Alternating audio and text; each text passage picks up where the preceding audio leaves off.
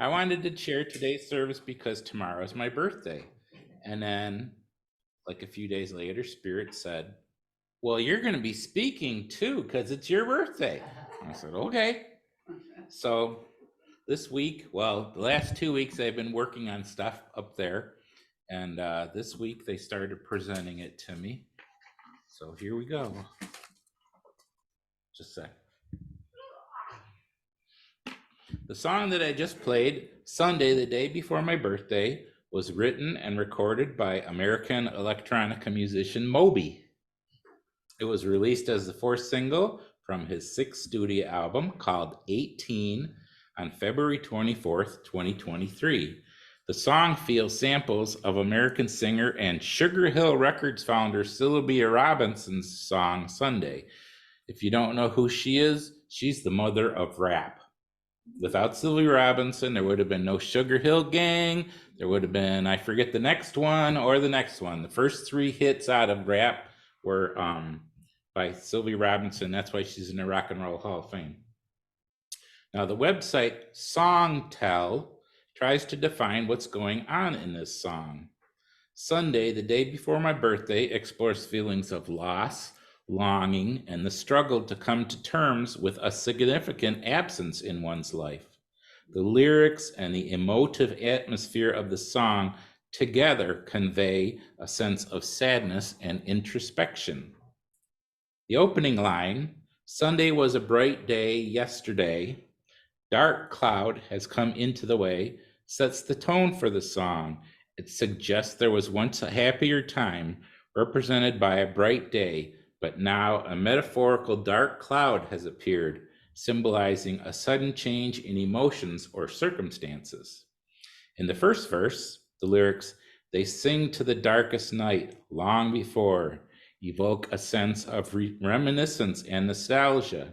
The act of singing may symbolize finding solace or expressing emotions in the face of darkness. The phrase long before suggests that this darkness has been present for some time. The bridge section delves deeper into the narrator's emotional struggle. The lines, why can't I face it? Am I too blind to see? Why did he go? Why did he leave me? Highlight a sense of confusion, self-doubt, and heartbreak.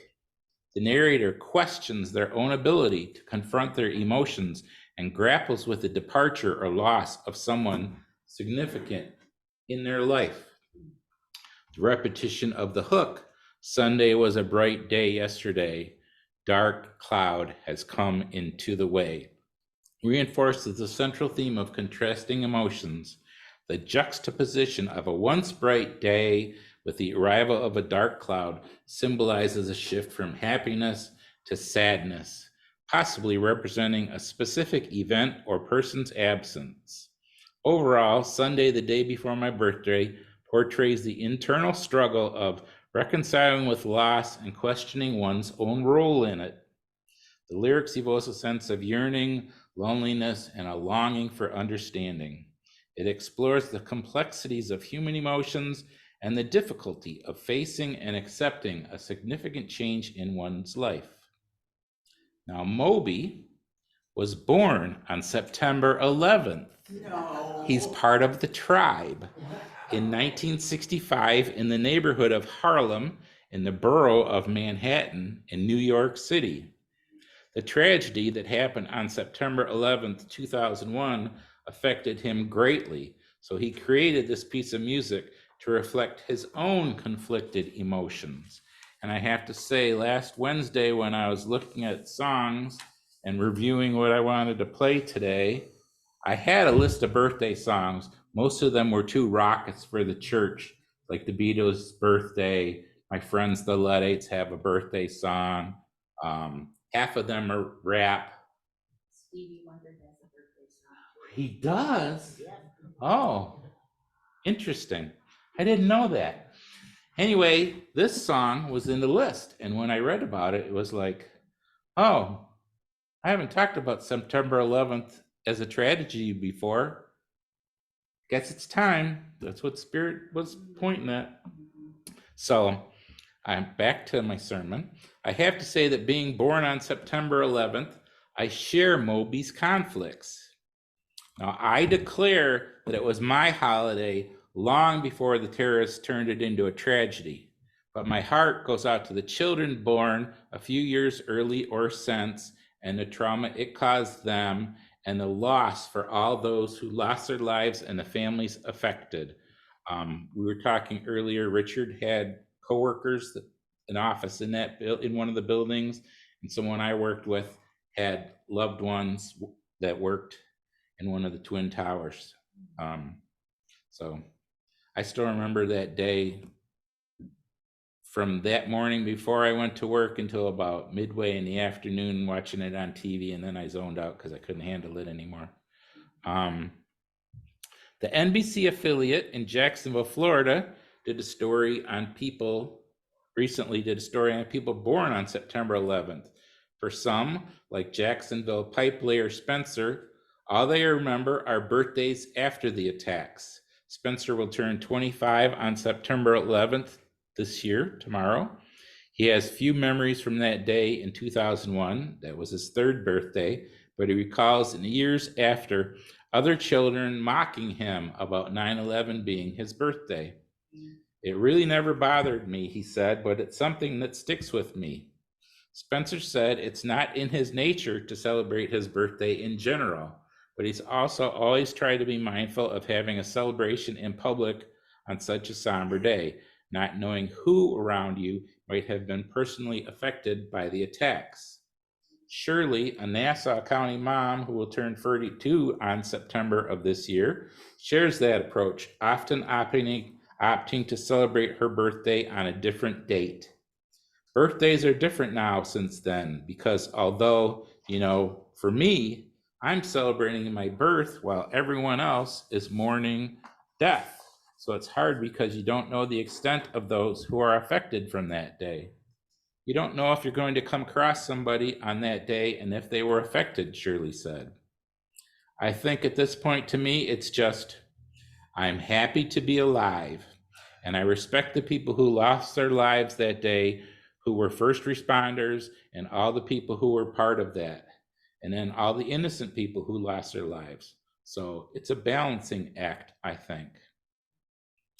Now, when I was a child, my parents were out of town for my birthday for several consecutive years because of my father's work obligations. I have to say that it affected me a lot. In elementary school, the teachers would say that my birthday was on the 11th, and I would correct them saying, no, it's on the 8th, because we celebrated on the 8th. We celebrated on the 8th, first, second, and third grade. So my birthday's on the 8th. I don't know what you're talking about, teacher. I was obstinate from the beginning, so, it's part of being a Virgo. It's part of it.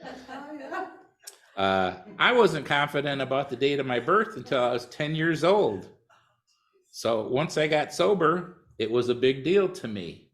I felt the pain from then, the confusion and stuff, and it was a big deal. So I made it a big deal, and it still is to this day. One of the things I learned when I got sober was that if you want something, you have to ask for it. And so from then on, I've always talked up my birthday to be sure that it would be acknowledged. Like this year when I asked to chair. Wherever I've worked, I would always put it out to the people that were friends with me at that work, so we could have a little party at lunch or something, or I could get a card or something, because it's a big deal. I was born that day, and I'm a big deal. Well, in here anyway, So there are a lot of articles on the internet from the 10th and 20th anniversaries of the tragedy on September 11th and how it affected people with that birthday. So get the right page. So I would encourage you all to read them in memory of that occasion and give you insight in how to respond to someone else's situation. My wife Patty's oldest sister, Nancy, was born on December 7th, 1957, 16 years after Pearl Harbor was bombed. So she had to live with these kinds of conflicts as well, as did her parents in deciding how to do celebrations, because people were still in the mid-50s, mourning Pearl Harbor and being mad about the Japanese and all that stuff.